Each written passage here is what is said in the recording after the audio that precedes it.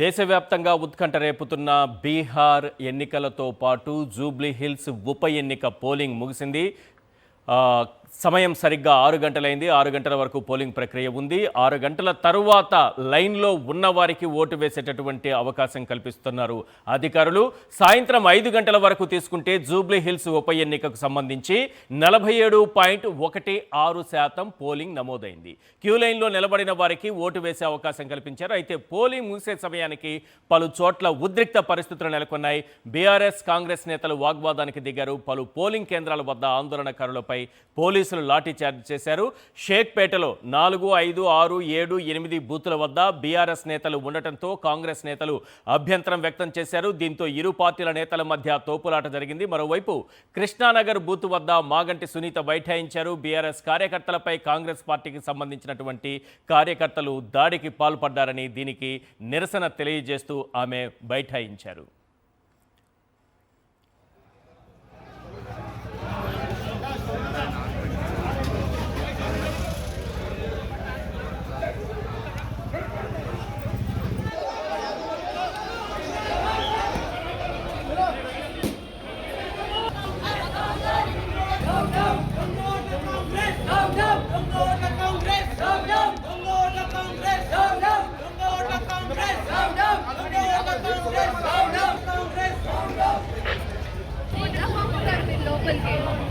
అన్ని వీడియోగ్రాఫ్ అవుతున్నాయి. డెఫినెట్లీ ఏదైనా ప్రాబ్లం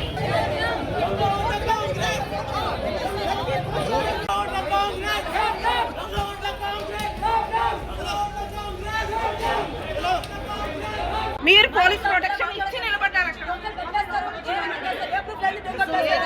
కాంగ్రెస్ పార్టీ ఆఫీస్ ఇది. కాంగ్రెస్ పార్టీ ఆఫీస్ పర్మిషన్ చూస్తాము. వాళ్ళని ఎందుకు తెలుసుకున్నాను, మా వాళ్ళని ఎందుకు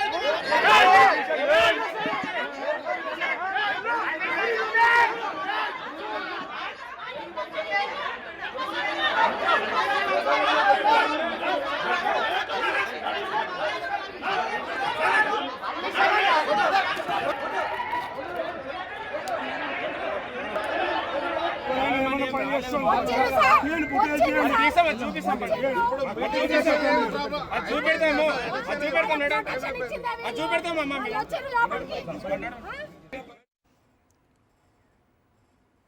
రైట్, ఇదే అంశానికి సంబంధించి మరింత సమాచారం అందించేందుకు మా ప్రతినిధి సాయి కిరణ్ మనకు అందుబాటులో ఉన్నారు. సాయి కిరణ్, ఉదయం నుంచి ప్రశాంతంగా మొదలైనటువంటి పోలింగ్ సాయంత్రానికి కొన్ని చోట్ల కృష్ణానగర్ కావచ్చు, షేక్పేట కావచ్చు, ఈ ప్రాంతాల్లో చెదురుమదురు ఘటనలు జరగడం, ఓవరాల్గా ఎన్నికలు, ఈ ఉప ఎన్నిక ప్రశాంతంగా ముగిసిందని భావించవచ్చా?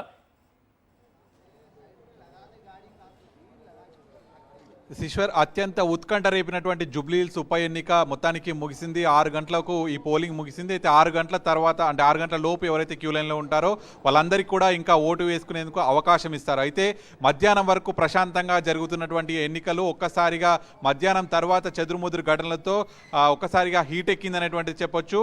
ముఖ్యంగా అటు బీఆర్ఎస్ కాంగ్రెస్ మధ్యనే ఈ హీట్ ఎక్కువగా నడిచింది.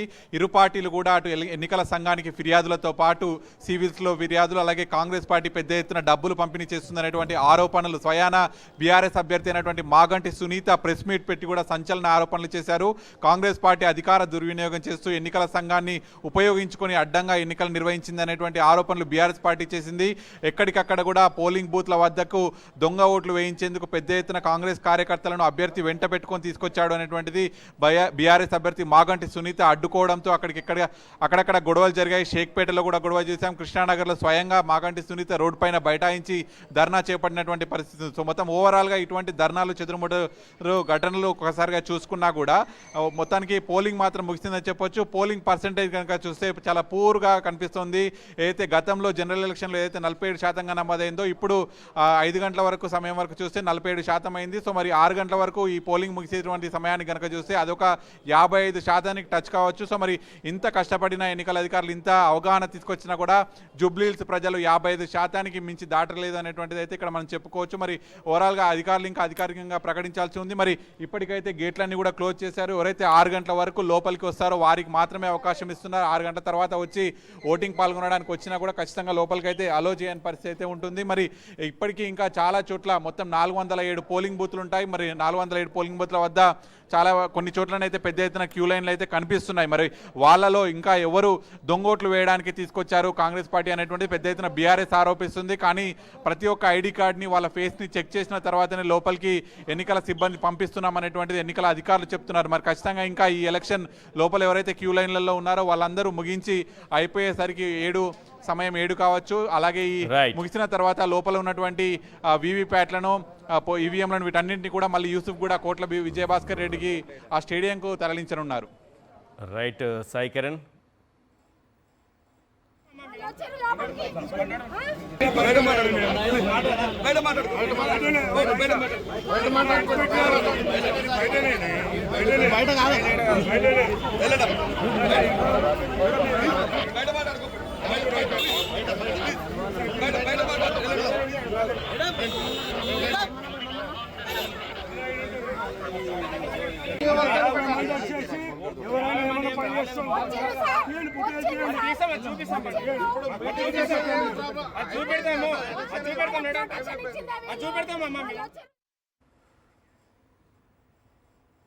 ఉదయం పోలింగ్ ప్రశాంతంగా మొదలైంది. మధ్యాహ్నం వరకు కూడా ఎటువంటి అలజడి లేకుండా పోలింగ్ ప్రక్రియ కొనసాగుతూ వచ్చింది. మధ్యాహ్నం తరువాత సాయంత్రం వరకు కొన్ని ప్రాంతాలలో ఉద్రిక్త పరిస్థితులు ఏర్పడ్డాయి బీఆర్ఎస్ కాంగ్రెస్ కార్యకర్తల మధ్య. దీంతో పోలీసులు లాఠీచార్జ్ చేయాల్సినటువంటి పరిస్థితి కూడా ఏర్పడింది. మరోవైపు ఉదయం నుంచి మందకొడిగా కొనసాగుతూ వచ్చింది పోలింగ్ ప్రక్రియ.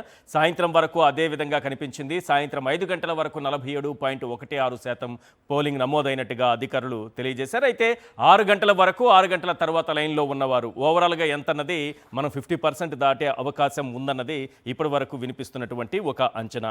రైట్, ఓవరాల్గా ఈ ఎన్నికల ప్రక్రియ ఎలా జరిగింది అన్నదానిపై మరింత సమాచారం అందించేందుకు మా ప్రతినిధి దిలీప్ మనకు అందుబాటులో ఉన్నారు. దిలీప్తో మాట్లాడదాం. దిలీప్, ఓవరాల్గా ఎలా ముగిసింది ఎన్నికల ప్రక్రియ అనుకుంటున్నారు?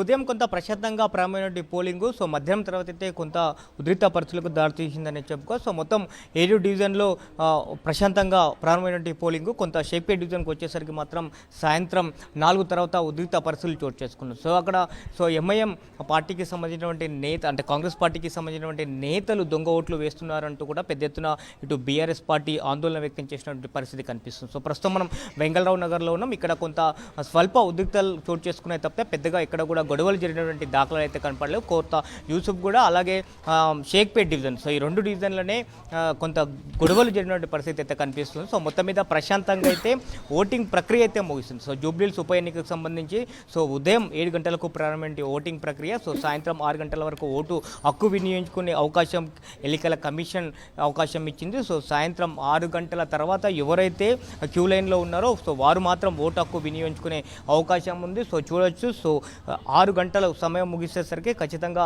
ఇటు పోలింగ్ బూత్కు సంబంధించినటువంటి గేట్లన్నీ కూడా క్లోజ్ చేసినటువంటి పరిస్థితి కనిపిస్తుంది. లోపల అధికారులు పోలింగ్ ఆఫీసర్స్ మాత్రమే ఉన్నారు. తదుపరి ప్రక్రియను పూర్తి చేస్తున్న పరిస్థితి కనిపిస్తుంది. ఆయా పార్టీలకు సంబంధించినటువంటి ఏజెంట్ల సమక్షంలో ఉదయం ఏదైతే మాక్ పోలింగ్ జరిగిందో సాయంత్రం కూడా పార్టీలకు సంబంధించినటువంటి ఏజెంట్ల ఆధ్వర్యంలో ఈవీఎంలకు లాక్ వేయడం జరుగుతూ ఉంది. ఆ ప్రక్రియ ప్రస్తుతం అయితే కొనసాగుతూ ఉంది. అయితే పోలింగ్ ప్రక్రియ మాత్రం ఓటింగ్ పర్సెంటేజ్ కనుక చూసుకుంటే సాయంత్రం 5 గంటలకు 47.16% నమోదైంది. ప్రస్తుతం 6 అవుతుంది కాబట్టి అటు ఇటుగా 50% అయితే పోలింగ్ శాతం అయితే నమోదైనట్టుగా తెలుస్తోంది. ఒకవేళ క్యూ లైన్లో ఉన్నటువంటి ఓటర్లు తమ ఓటు హక్కు వినియోగించుకుంటే మాత్రం 1% మాత్రమే పెరిగే అవకాశం ఉంటుంది. కాబట్టి ఓవరాల్గా ఈసారి జూబ్లీహిల్స్ ఉప ఎన్నికల్లో 50 నుంచి 51% మధ్యలో అయితే నమోదైన పరిస్థితి కనిపిస్తుంది. ఉదయం నుంచి కూడా మందకొడిగానే సాగినట్టు పరిస్థితి ఉంది. ఎక్కడ కూడా పెద్దగా క్యూ లైన్లు కనపడలేవు. బారులు తినటువంటి క్యూ లైన్లు అసలే కనపడిన పరిస్థితి కనిపిస్తుంది. ఎన్నికల కమిషన్ కొంత అవగాహన కల్పించినప్పుడు కూడా పెద్దగా ఓటింగ్ పర్సెంటేజ్ నమోదు కాలేదు. అయితే గత 2028 ఎన్నికలతో 23 ఎన్నికలతో పోల్చుకుంటే ఈసారి మాత్రం ఒక 3 నుంచి 4% అయితే ఓటింగ్ పెరిగిన పరిస్థితి కనిపిస్తుంది. Eshwar. Right, thank you Dilip.